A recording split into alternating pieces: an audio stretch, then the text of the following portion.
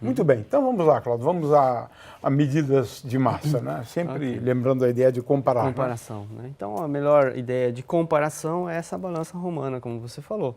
Então eu tenho aqui uma balança na qual eu tenho 2 pratos e eu coloco aqui um objeto na qual eu queira medir a massa, né? Medir ou estimar. Num prato você coloca unidades conhecidas, né? Isso que você conhece, né? Exatamente. Ok, aquela eu conheço, tem tantas gramas aqui. Exatamente. Ok. Então, esse é o desconhecido, né? Então, eu vou colocar aqui e coloco, por exemplo, vou experimentando, né? Aqui eu tenho uma massa de 10 gramas.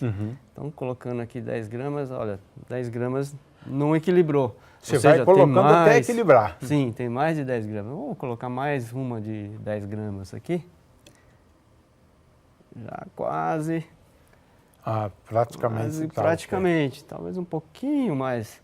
Então, diria mais um aqui. Já passou um pouco. Passou um pouco, Então, já diria que estaria em torno de 20 gramas. Ok. Né? Então, eu comparo esse valor de massa com esse valor, eu diria, aqui eu tenho em torno de 20 gramas. Né? Um pouco mais, um pouco menos. Agora, esse sistema é bem interessante porque você está medindo torques que dependem dos pesos, né? Então, no fundo, essa balança aqui é uma balança muito interessante porque eu tenho um peso de um lado, peso do outro, né? E a gravidade age nos dois por igual. Né? Então, esse tipo de balança não depende da gravidade. Se eu levar isso aqui lá para Santos, que tem, a nível do mar, uma gravidade um pouquinho maior. Não depende do valor da aceleração da gravidade. Exato. Sim. Não depende do valor da aceleração da gravidade. Ela funcionaria em qualquer lugar aqui do planeta, até na Lua funcionaria. Né?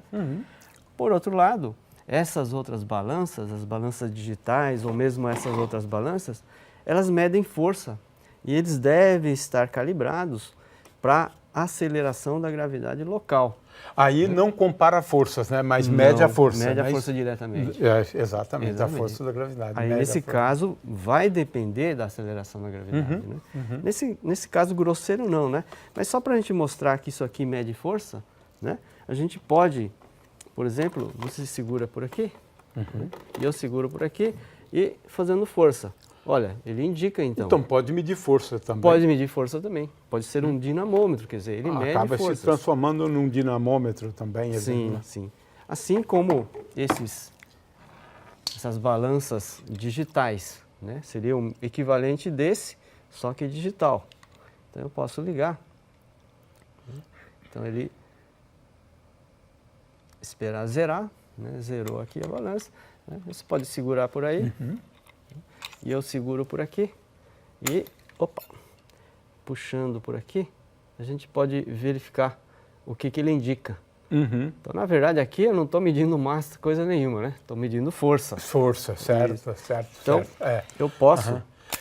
Mas como ele pode medir a força da gravidade, ele mede a massa. Massa, né? exatamente. Isso, Nesse caso, por exemplo, eu posso medir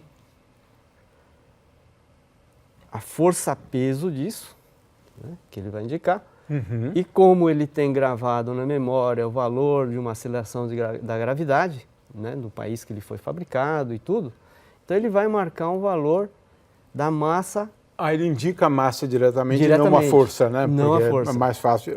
Exatamente, ele faz essa conversão. É interessante, né? Porque toda medida de massa, na verdade, é o que a gente faz é medida de força, né? Exatamente. Que é, na verdade, o efeito, né? Exatamente, que é da gravidade sobre a matéria. Né? Então, para objetos como este, né, esta balança é adequada. Então, isso aqui, por exemplo, está marcando 1.245 gramas ou 1,245 quilogramas. Ok? Agora, vamos zerar aqui novamente. Né?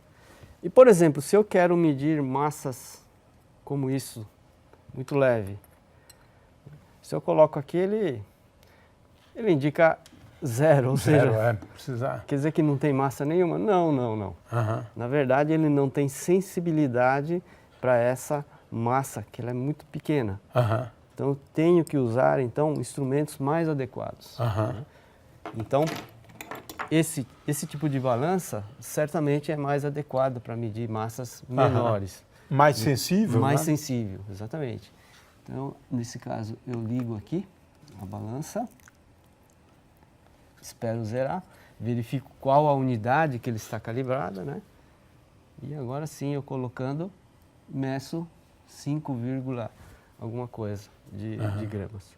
Então, dependendo do objeto que você vai medir, você usa um instrumento mais adequado.